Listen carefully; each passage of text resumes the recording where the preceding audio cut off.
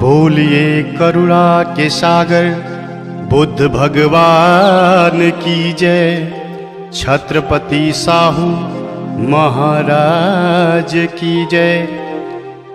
बोलिए जगत गुरु संत शिरोमणि रविदास की जय। ज्ञान की देवी सावित्री बाई फूले की जय। ज्योतिबा फूले नारायणा गुरु पेरियार की जय। मौर्य वंश के दशो महाराज की जय। बोलिए हिरण्यकश्यप बलि विरोचन महाराज की जय।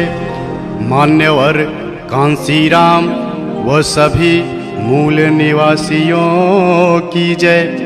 इन सभी को दिल में रखकर संविधान का निर्माण करने वाले विश्वरत्न बोधिसत्व बाबा साहब डॉक्टर भीमराव अंबेडकर की जय। नमो तस्य भगवतो अरहतो सम्मा संबुद्धस्य। मैं शिव कुमार सागर सभी धम्म प्रेमियों को नमो बुद्धाय जय भीम।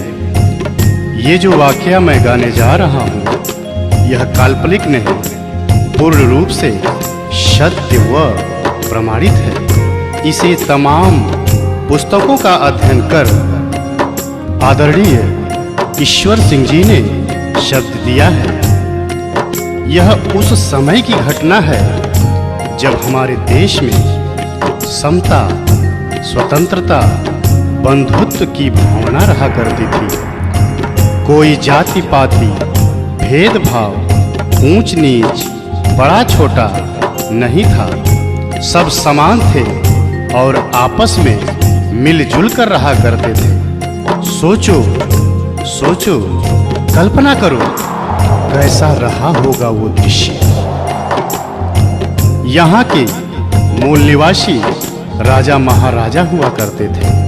महाराज हिरण्यकश्यप, महाराज बलि, महाराज विरोचन, चंद्रगुप्त मौर्य एवं सम्राट अशोक सहित मौर्य वंश के 10 महाराज।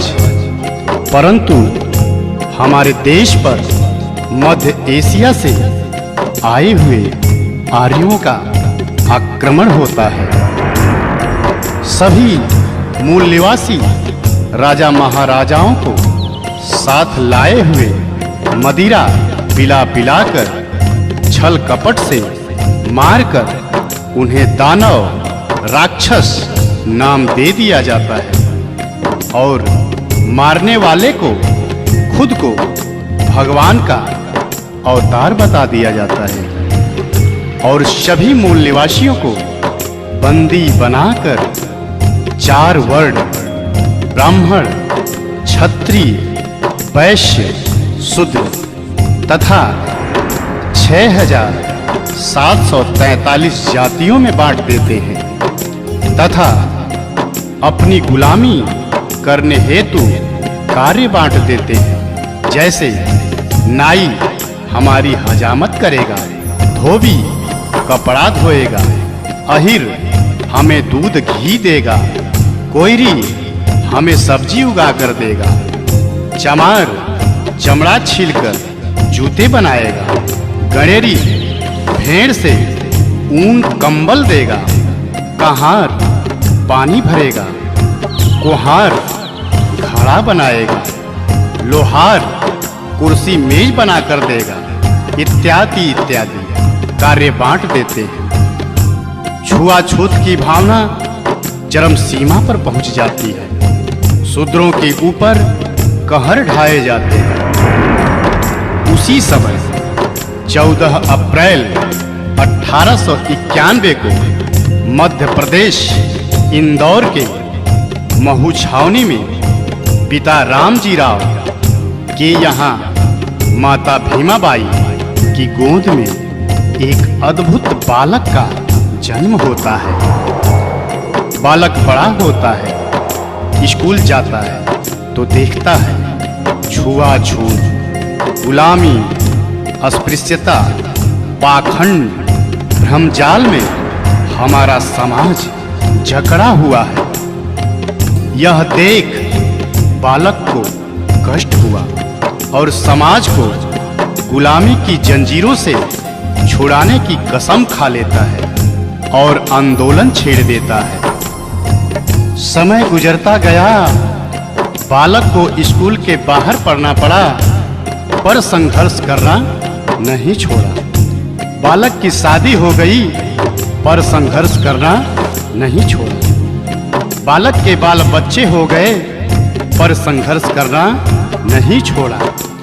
बालक को पढ़ने विदेश जाना पड़ा, पर संघर्ष करना नहीं छोड़ा।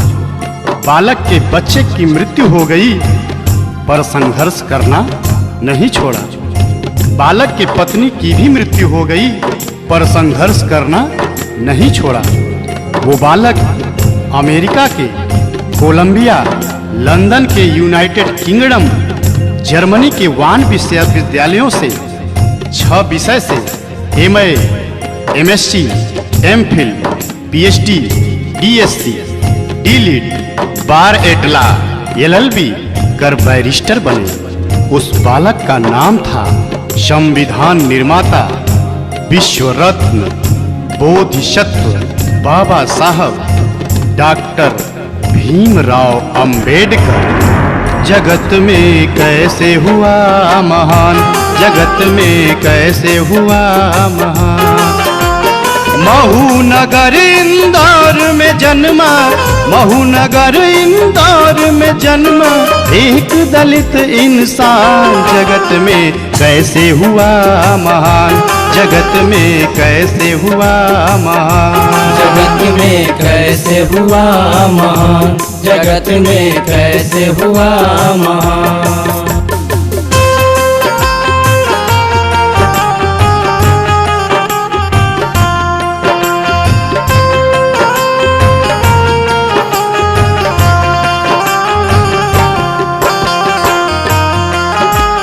फिर बाबा साहब का बचपन बहुत ही कष्टदायक गुजरता है। कैसे? अछूत में बचपन बीते, पढ़ते जख्मों को सीके। कहीं पानी नहीं मिलता, गला पानी बिन सूखे। कहीं पानी नहीं मिलता, गला पानी बिन सूखे। मदरसा पढ़ने जाते, सब छुआछूत मनाते। बैठ के बाहर सोचो, कैसे वो ध्यान लगाते। बैठ के बाहर सोचो, कैसे वो ध्यान लगाते। सबको समान बनाने का था, सबको समान बनाने का था।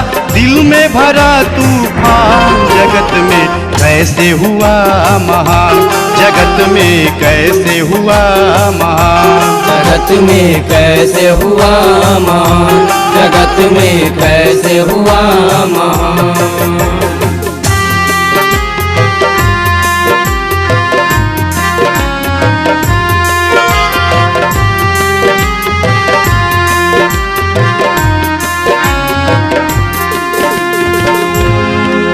बाबा साहब को स्कूल के बाहर बैठने दिया जाता था। प्यास लगने पर पानी नहीं दिया जाता था, पर साहब पढ़ते रहे। फिर बाबा साहब की शादी रमाबाई से हो जाती है, बाल बच्चे हो जाते हैं। बाबा साहब संघर्ष करते हैं। एक बार बच्चे को डबल निमोनिया हो जाता है और बच्चा बीमार पड़ जाता है। बाबा साहब को खत मिलता है। खत में क्या लिखा होता है? बेटे का स्वास्थ्य है गड़बड़, साहब तुम जल्दी आओ। पास पैसे नहीं मेरे, आके इलाज कराओ। पास पैसे नहीं मेरे, आके इलाज कराओ। पर बाबा साहब क्या करते हैं? तार जब फिर से आया, संदेशा गंभीर पाया। घर पे तब पहुँचे साहब, आँख से आंसू आया। घर पे जब पहुँचे साहब, आँख से आंसू आया। बाबा साहब ज्यों ही चौखट लांघते हैं, क्या देखते हैं? धन के अभाव में राज रतन, दवाया भावों में राज रतन छोड़ चुका था प्राण। जगत में कैसे हुआ महान, जगत में कैसे हुआ महान, जगत में कैसे हुआ महान, जगत में कैसे हुआ महान। बाबा साहब जिस बेटे को कहते थे तू मेरा शेर है, तू मेरा पिए है, तू बड़ा होकर तुम्हें मेरा एक बहुत बड़ा काम करना है, वही बेटा आज चल बसा। बाबा साहब बेटे की लाश को वहीं छोड़ पत्नी रमाबाई से कहते हैं, रामू मैं जा रहा हूँ। यह सुन गांव वाले बोल पड़ते हैं, अंबेडकर तू कैसा बाप है। बेटा दवा के अभाव में चिल्लाता रहा, छटपटाता रहा, तुम्हारा नाम ले लेकर एक एक सांस गिनता रहा। तुम नहीं आए और आज आए भी तो मरने के बाद, वो भी बिना अंतिम संस्कार किए जा रहे हो। तो बाबा साहब कहते हैं, क्या कहते हैं? मेरी है क्या मजबूरी, ऐसे कैसे मैं बताऊं, मेरा जाना है जरूरी, कैसे सबको समझाऊं। मेरा जाना है जरूरी, कैसे सबको समझाऊं। दिल में मेरे कसक है, काश थोड़ा पहले आते, कम से कम लाल से अपने बात दो ही कर पाते।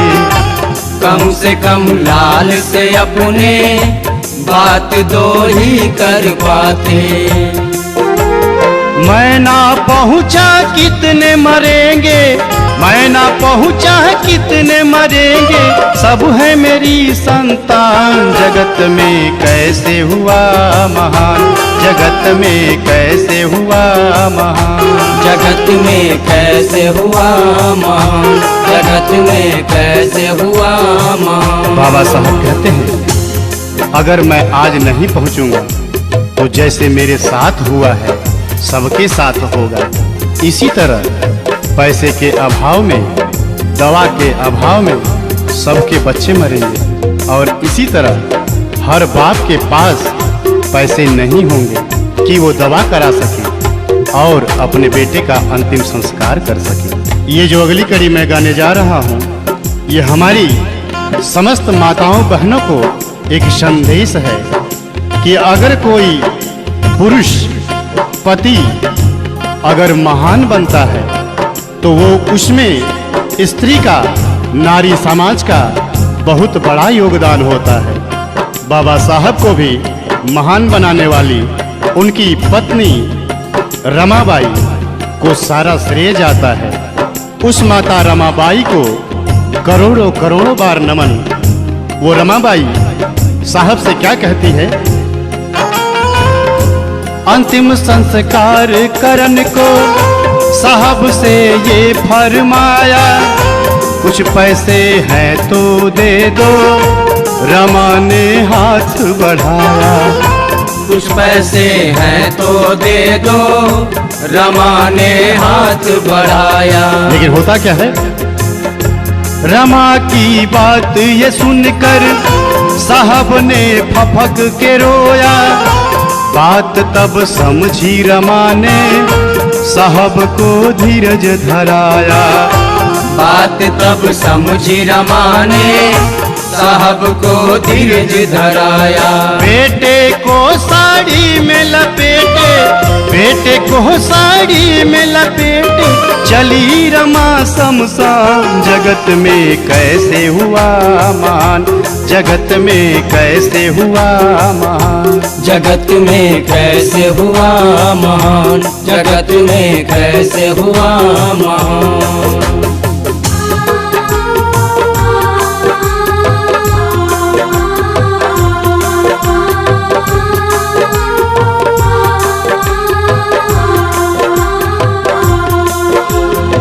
बाबा साहब बड़े होते हैं, उस मनु का विधान मनु स्मृति लागी होती है, जिसमें शूद्रों को अछूतों को रात को दिन को 12 बजे ही घर से निकलना होता है, ताकि उनकी परछाई किसी पर न पड़ जाए, वो अशुद्ध न हो जाए। थूकने के लिए गले में मटकी लटका दिया जाता था, कमर में झाड़ू बांधकर चलना पड़ता था। यहाँ तक कि नारियों को भी बंदी गुलाम बना लिया गया था। पति की मृत्यु के बाद पत्नी को चिता पर जिंदा जलना होता था, जिसे सती प्रथा नाम दिया गया था। शूद्रों को धन रखने का अधिकार नहीं था, अपने बच्चे का नाम रखने तक का भी अधिकार नहीं था। लेकिन बाबा साहब ने 19-20 मार्च को 1927 को महाड़ सत्याग्रह आंदोलन करते हैं, जो पानी के लिए होता है। उसके बाद 25 दिसंबर 1927 को बाबा साहब अपने साथियों के साथ उस मनु स्मृति को जलाते हैं। मनु स्मृति को जलाया, विधवा का ब्याह कराया, पति संग चिता पे जलना, सती ये प्रथा मिटाया। पति संग चिता पे जलना, सती ये प्रथा मिटाया। कमर से झाड़ू हटाया, गले से मटकी हटाया, सभी को शिक्षा का हक मेरे साहब ने दिलाया। सभी को शिक्षा का हक मेरे साहब ने दिलाया।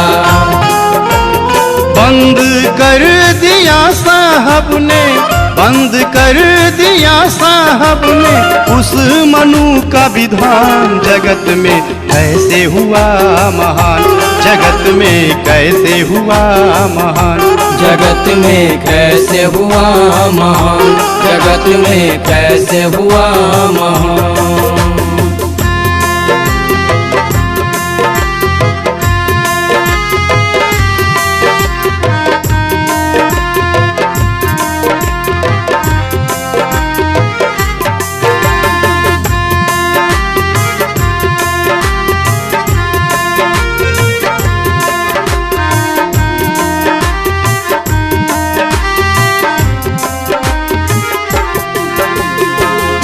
इसके बाद बाबा साहब गोलमेज सम्मेलन में पहुंचकर 4 मांग रख देते हैं।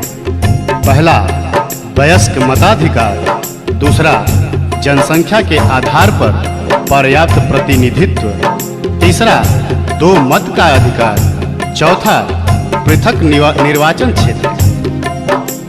साहब की यह मांग सुनकर सभी बौखला जाते हैं और साहब को जान से मारने की धमकी देना शुरू कर देते हैं। पर साहब साफ कह देते हैं, मैं रहूं या ना रहूं, पर मैं दलितों को, शोषितों को, उनको उनका हक दिलवा कर ही मानूंगा। यह सुन गांधी आमरण अनशन पर बैठ जाते हैं। फिर साहब के नहीं मानने पर मनुवादी दलितों शोषितों की झोपड़ी जलाना शुरू कर देते हैं, मारना पीटना, इज्जत लूटना शुरू कर देते हैं। तब बाबा साहब कहते हैं, जब मेरा दलित समाज ही लूट जाएगा, नहीं रहेगा, तो मैं किसके लिए लड़ूंगा। यह सोच बाबा साहब समझौते के लिए तैयार हो जाते हैं। उनकी केवल एक मांग, वयस्क मताधिकार मिलता है। शेष 3 की जगह आरक्षण पास किया जाता है। पहले जिसके पास संपत्ति थी पढ़ा लिखा था वही वोट देने का अधिकारी था, पर अब 18 वर्ष से ऊपर के सभी लोग वोट देने के अधिकारी हो गए। वहीं से हमारा समाज नौकरी चाकरी पाने लगा। बाबा साहब की चारों मांगे नहीं पूरी हुई। आंख में आंसू लेकर बाबा साहब समझौते पर हस्ताक्षर करते हैं। पूना में यह समझौता दिनांक 24 सितंबर 1932 को हुआ, जिसको पूना पैक्ट नाम दिया गया। आंख में आंसू लेके साहब ने कलम उठाया, करके संतोष वहीं पर गांधी की जान बचाया। करके संतोष वहीं पर गांधी की जान बचाया। जान पे खेल के अपनी साहब ने हक ये दिलाया, दलित भाई और शोषित जाके तब कुर्सी पाया। दलित भाई और शोषित जाके तब कुर्सी पाया।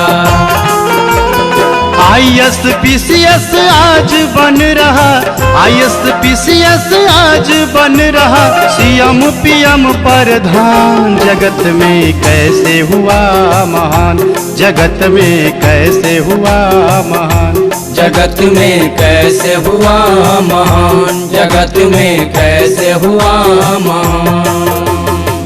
यहीं से हमारा दलित शोषित समाज नौकरी हेतु कुर्सी पाना शुरू हुआ, पर हमारा समाज नौकरी पाकर उस बाबा साहब को भूल जाता है और जाकर मंदिर मस्जिद में मत्था टेकता है। ये शिव कुमार सागर धिक्कारता है ऐसे नौकरी वालों को, ऐसे कुर्सी वालों को, जिसके हृदय में जुबां पर बाबा साहब का नाम नहीं। ये वाकया गाने में हृदय रो रहा है, रोम रोम रो रहा है। आगे बाबा साहब की पत्नी रमाबाई बीमार पड़ जाती है। बाबा साहब रो रो कर रमा से कहते हैं, रामू, तुम्हें जो रोग हुआ है उसके दुनिया में बहुत डॉक्टर हैं, पर मेरे समाज को जो रोग हुआ है उसका केवल और केवल मैं ही डॉक्टर हूँ, मुझे क्षमा करना। पत्नी का भी इलाज बाबा साहब पैसे व समयाभाव के कारण नहीं करा पाते और दिनांक 27 मई 1935 को पत्नी रमाबाई भी चल बसी। इसके बाद 13 अक्टूबर 1935 को बाबा साहब सिंह गर्जना करके कहते हैं, मैं एक हिंदू अछूत पैदा हुआ, ये मेरे बस में नहीं था, पर मैं एक हिंदू के रूप में नहीं मरूंगा, ये मेरे बस में है। और बाबा साहब दिनांक 14 अक्टूबर 1956 को नागपुर में अपने 5 लाख अनुयायियों के साथ बौद्ध धर्म ग्रहण करते हैं। इसके बाद दिनांक 6 दिसंबर 1956 को साहब इस दुनिया से हमसे सबसे विदा ले लेते हैं। वो 3 बात समझा के गए, वो 3 बातें क्या है? साहब का कथन है सच्चा, शिक्षित और संगठित हो जा, जान लो अपने हक को, मिल के संघर्ष किए जा। जान लो अपने हक को, मिल के संघर्ष किए जा। हमको सम्मान दिया है, जग में पहचान दिया है, बन के बौद्धिष्ट ये जीवन जगत के नाम किया है। बन के बौद्धिष्ट ये जीवन जगत के नाम किया है। जाते जाते दे गए साहब, जाते जाते दे गए साहब हमें सफल संविधान। जगत में कैसे हुआ महान, जगत में कैसे हुआ महान। महू नगर इंदौर में जन्मा, महू नगर इंदौर में जन्मा एक दलित इंसान। जगत में कैसे हुआ महान, जगत में कैसे हुआ महान।